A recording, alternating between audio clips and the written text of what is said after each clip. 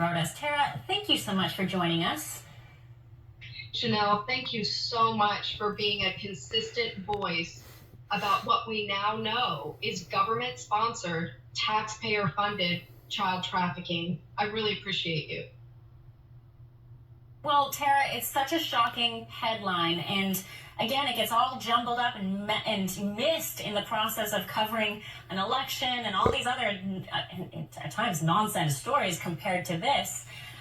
My question to you is, how do all these children simply go missing? This is, I think, the beginning, the genesis of our talking to you. You detailed how that is, but relay for our viewers once again how these children have simply just gone off the radar. Yeah, well, it's very sad, this tale of these children, and they're showing up at our border alone. Then they're taken into the custody of Department of Homeland Security. Our fine Border Patrol agents take these children and they take down their U.S. point of contact. So the children turn over. You may have seen the children at the border and they have this little piece of paper, or maybe it's a Sharpie on their arm. I mean, some of the children who can't speak, they have numbers that are just simply pinned onto their clothes or written onto them with a Sharpie. And that is the U.S. point of contact. And DHS then in 3 days must turn them over to the Department of Health and Human Services, which is HHS.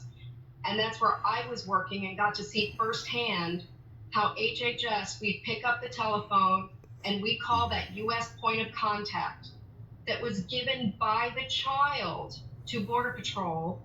And our mission was in 10 to 14 days, just like that, deliver that child to the sponsor here in the United States.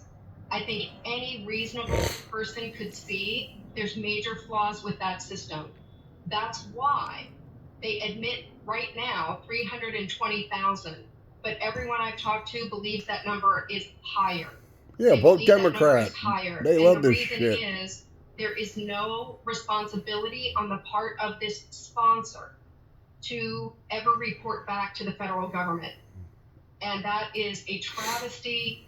It really makes no sense that we're trying to track children when what we should be doing is tracking the adult who has taken that child into care.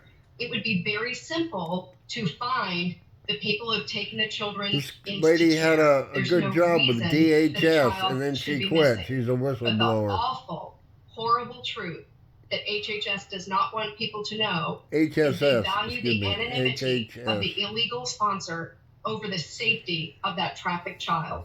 They will not turn over the information. They're stonewalling Congress.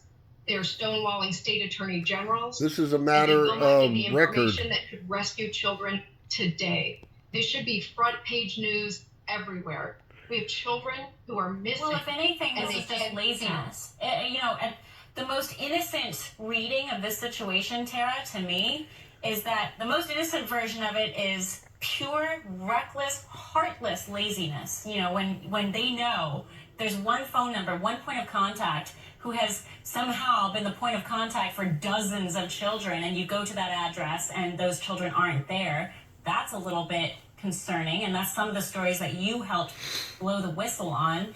But that's the most innocent interpretation of what's happening here. On the flip side, there's another interpretation that's far darker here, and that is the government is just actively engaging in human trafficking, and there's some reason why they're doing this.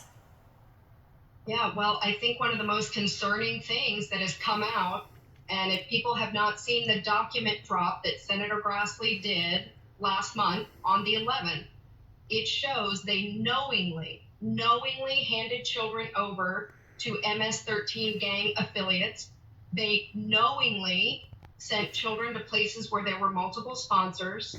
They knowingly did this. And when we were raising the alarm, we're sounding the alarm. Deranged and demented. We only Fucking get sued Democrats. if we keep kids in care too long. We don't get sued by traffickers.